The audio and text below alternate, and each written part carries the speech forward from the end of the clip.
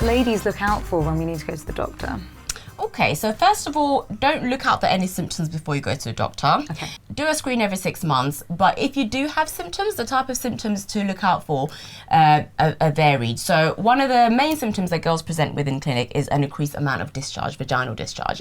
Now, vaginal discharge, first of all, is normal. Yes, It is normal. As women, you have to have discharge. It's your body cleaning itself. So the vagina, like I said before, is very clever.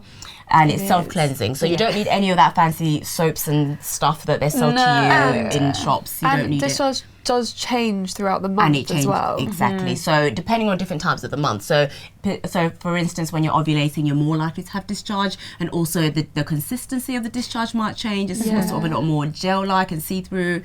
Other times it's a lot thicker. So different things in the month can, different times of the month your vagina could be different. Most of us know what's normal for us. You know when it's a little bit abnormal for you. Yeah. So discharge can also be an indication of an STI. So something like chlamydia or gonorrhea. If it's gonorrhea, it's typically going to be sort of like a yellowy, greeny type of discharge. If it's chlamydia, it's more likely to be a liquidy, sort of more of a runnery type of discharge.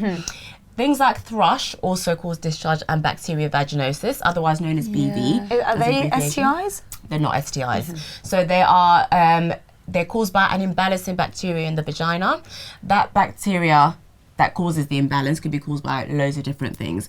So things like washing with soaps and shower gels, which I know there's some brands out there that sell women like different types of things to wash underneath. But like I said before, the vagina is self-cleansing. You do not need any soaps or shower gels Just down water. there. Water alone is absolutely fine. So with thrush, the typical symptoms are a really thick discharge that tends to be sort of white, yellow, sort of in between that kind of colour.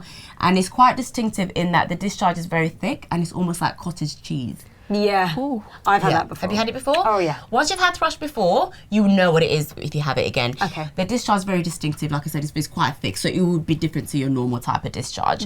When you have bacteria vaginosis, which is again caused by an imbalance of pH levels in the vagina. I've had that too. Had that too. Tick that off the Yeah, list. all of them. Woo! That's smelly, Most, right? if not all women, will get BV or thrush at some point in their life. Some women, unfortunately, do get it more often than others. Now, what is also important to realise and to acknowledge for girls is that having sex alone can trigger off BV or thrush. Now, not to say that your partner has given it to you, but if you're having sex with a new partner for the first time, their bacteria and your bacteria is very new to each other. So it could just, having sex, the act of sex alone, vaginal sex alone, could just trigger off. And especially if having unprotected sex.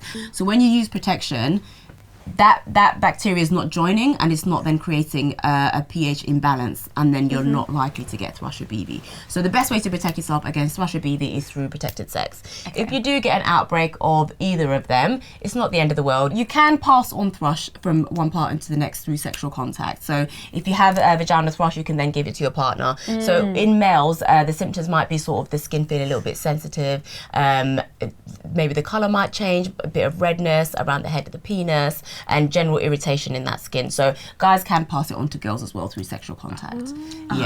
But with BV, you cannot pass BV on to a guy. A guy can essentially cause you to have an outbreak of BV, but you can't then give it back to them. Okay. No.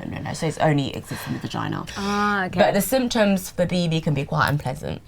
So it can be sort of like a fishy type of smell. They're very distinctive. You know when you have it.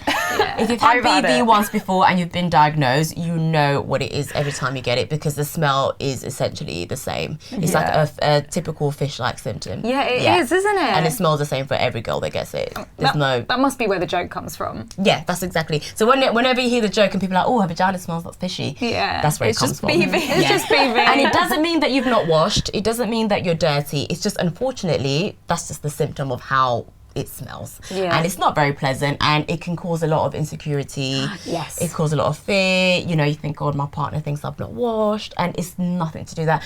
Actually, sometimes it's caused by washing too much. Yes, I've heard of that. Yeah, because when you overwash, and because a lot of women go really inside and want to never do that, because you're just washing away all the good bacteria that your vagina needs to stay healthy. Good advice.